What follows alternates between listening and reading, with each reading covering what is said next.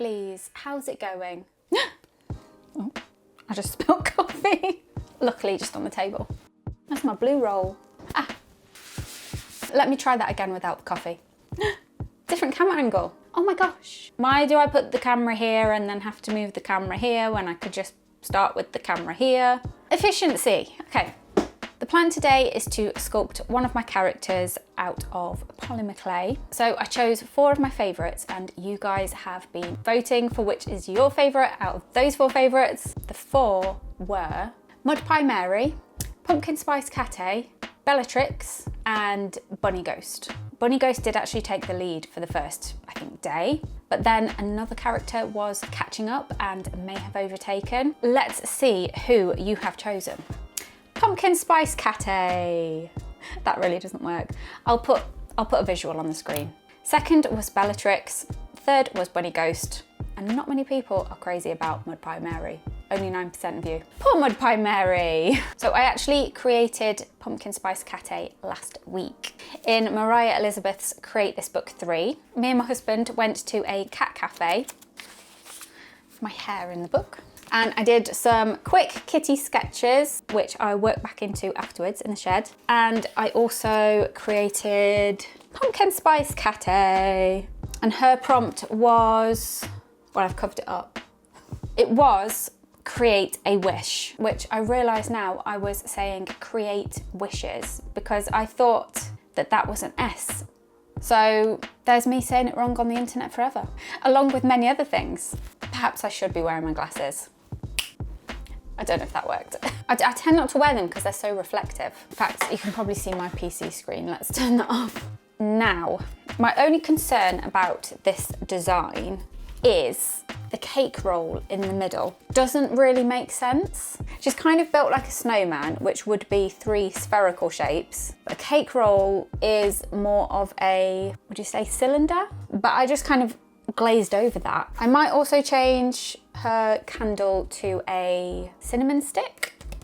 So she's just a general Pumpkin Spice Catte rather than a wish Pumpkin Spice Catte. Now, what materials am I going to be using today? Polymer clay. This is Fimo soft. I'm hoping that that's enough. If not, we might need to go for a little trip to the range. We're also gonna need clay sculpting tools, corn flour. Oh, don't know what just fell. Tin foil. Oh, my liquid Sculpey fell down. We need liquid Sculpey, some acrylic paints, got some matte Mod Podge for the finish, as cakes aren't generally shiny. I think that's everything that I needed to say. I had bullet point notes on my PC, but that's turned off now, so. I'm thinking that I'm going to make this in sections. So I'm gonna start off by making the pumpkin, then I'm gonna cook it, then I'll make the cake roll, cook it again, then I'll make the head, cook it again. I don't know, because I think that if I made the pumpkin and then started sticking the cake roll on the top, I think it's just gonna like smush. I'm gonna fill this with tin foil so that we don't use quite so much polymer clay, because polymer clay is not the cheapest clay. Okay, let's break open the clay. You can warm it up slightly, like you just kind of want kind of body temperature, I guess. You can also use a pasta machine, which I haven't got. I'm just gonna have to do this the old fashioned way. It makes the camera shake. Now I'm gonna stand up. Okay, I think I might make kind of strips or bandages and kind of wrap it that way. Paste it on. Although you can see all of the lumps of the tin foil, so I'm probably gonna need to put it on a bit thicker. Ta-da! So I have been using some corn flour just to smooth out lumps and bumps, doing that. And now it's ready to eat. No, don't eat it. So now I need to try and make that kind of like pumpkin shape by adding some grooves. I managed to break my tool. It's perhaps just for cutting quite thin pieces, not like a big chunk. So let's see if we can make some grooves. Yeah, I think that's working. I think it's working. I'm actually making lumps and bumps in it as I'm holding it. When in doubt, make dinosaur noises. Perhaps try and just hold it at the very top and bottom. There are going to be some thicker segments than other segments. That's a really small segment and it's like a massive segment. That can be the back. No one's going to know. They're going to know. Nobody's going to know. I can always cover up some of these lumps and bumps with the chocolate sauce anyway. It's like, oh, that looks a bit rough. Chocolate sauce. Let's go and pop this in the air fryer. Need food. Let's make tea as well. Tea bag.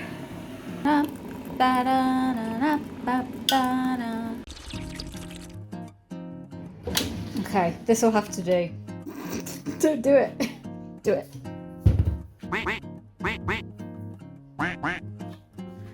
That's a mess. It's kind of like a hot potato at the minute. So I'm gonna, oh, the door. One sec. Someone is at the door. Wasn't even art supplies. So next I'm gonna work on, just catch my breath. It is quite a few steps from the shed to the front door and they don't like to wait for more than about 5 seconds. So you have to run, I have to run. Next, I'm gonna work on the cake drips. Okay, spaghetti. The only problem is I probably shouldn't have actually made these lines all the way up because I'm gonna need to actually fill those in now. But hey ho, once you've got that, we just blend it on. Now it is time to add the cake roll. A bit more. There's just gonna be hours of footage of me making a tinfoil ball.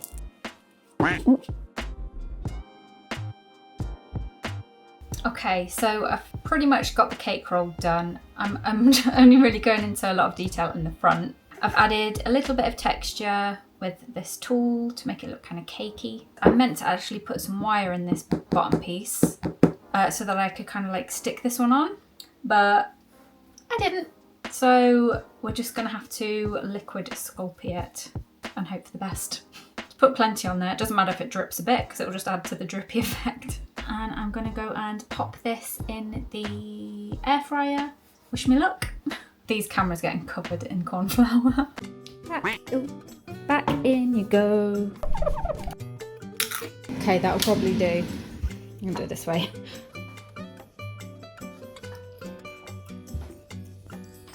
Ta-da! Back to the shed.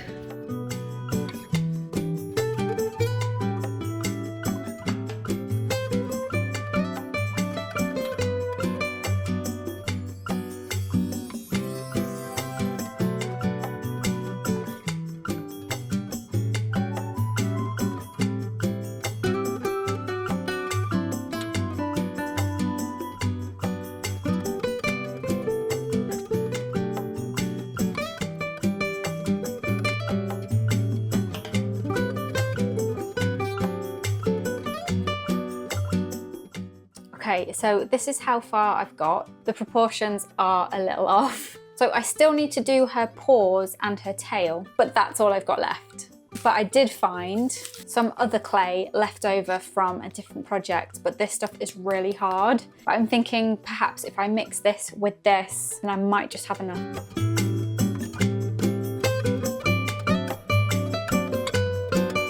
God. She's just too tall. I might actually put her in the actual oven. Actually, she might be okay lay down. Let's go with that. Okay, so it is actually an entirely new day. It did take a lot longer than I was expecting. She is looking a little Frankenstein's monster right now compared to her two-dimensional self. I'm hoping that paint might help, but she's just kind of a little bit lumpy. I have got some gesso just to cover up those blue areas. Then I shall use the same acrylic paints. I think we should make this a musical time lapse. And I think we've got to use the same music as we did with this one.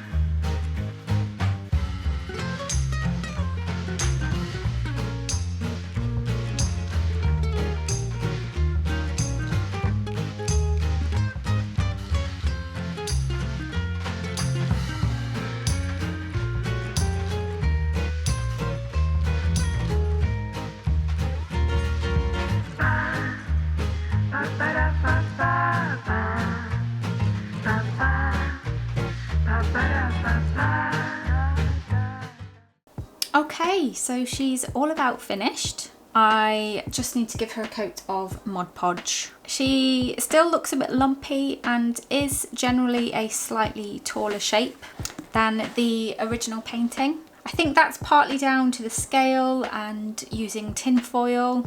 I do feel like polymer clay almost works better on a smaller scale, but I definitely would have struggled with the paint detail if she was smaller. I think the paintwork has definitely made her look a lot more like the original painting, and the chocolate sauce and sprinkles definitely makes me feel a little bit hungry. So she hasn't turned out too badly. She will definitely make it to the shelf.